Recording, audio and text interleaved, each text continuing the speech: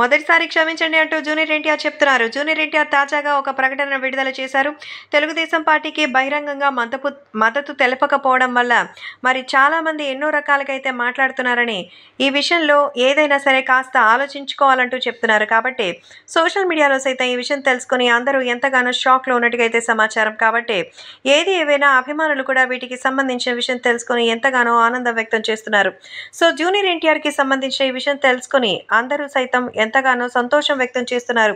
Junior NTR Telugu రాష్ట్రాల్లో మంచి అద్భుతమైన మెజారిటీ సంపాదిస్తారని, ఎన్టీఆర్ ఫ్యాన్స్ ఓట్లన్నీ కూడా తెలుగుదేశం పార్టీకి పడాలని మొదటి నుంచి అందరూ అనుకున్నారు. కానీ ఎన్టీఆర్ సినిమాల విషయంలో తప్ప పొలిటికల్ విషయంలో ఎప్పుడూ ముందుకు రాలేదు.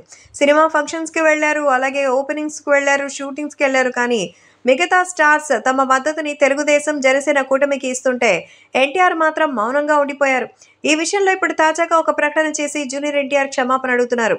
దేశవ్యాప్తంగా ఎన్నికలు జరుగుతుంటే నా మౌనానికి కారణం త్వరలోనే మీకే తెలుస్తుందని, ఇప్పుడు నా మీద బాధను పెట్టుకుని అలాగే కోపాన్ని పెట్టుకుంటే అది వృధా అవుతుందని, కాబట్టి మీ కోపానికి మరి నేను అర్హుడు కాదని, కాబట్టి దయచేసి ఈ విషయంలో నన్ను క్షమించాలంటూ ఎన్టీఆర్ తాజాగా పొలిటికల్ విషయాలపై స్పందించకపోవడానికి ప్రజలతో క్షమాపణ అడిగారు. సో ప్రస్తుతం తన రూట్ అనేది సినిమాలపైనే ఉందని, మిమ్మల్ని ఎంటర్టైన్ చేయడం తప్ప మరో విషయంలో ఓటమికి నేను సిద్ధంగా లేనని ఎన్టీఆర్ తెలియజేయడం అందరినీ సైతం ఎంతగానో ఆకట్టుకుంది.